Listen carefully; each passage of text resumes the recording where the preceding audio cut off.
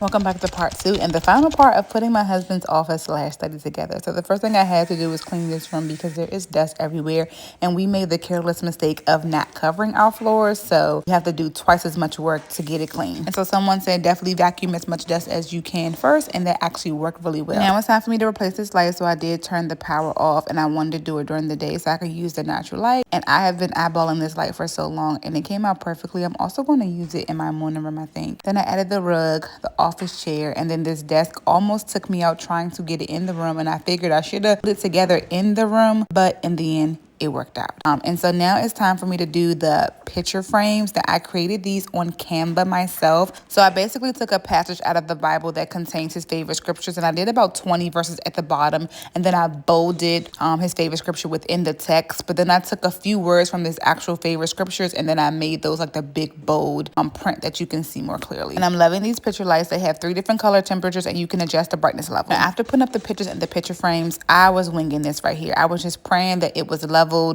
And look at that. It came out perfectly. I was exhausted at this point, and I knew I still had to put up all of his books and set his desk up. So thank God they worked out. Now this man has bins and bins of books, and I knew that I could just take so much time organizing it by size or color, by author. But I said, you know what? Let me just put it where it looks nice and let him come in and reorganize things so that the office can be exactly how he wants it to be. And at this point, this man is on his way home, so I was rushing to get blinds up, to set the candles, set the mood, and this is the before, and here is the after, guys. I'm so excited with how the space came out, and a whole nother bin of books that I had to add to that 3rd shelf. If you want any of these links, be sure to comment office below, and I'll send it to your DM.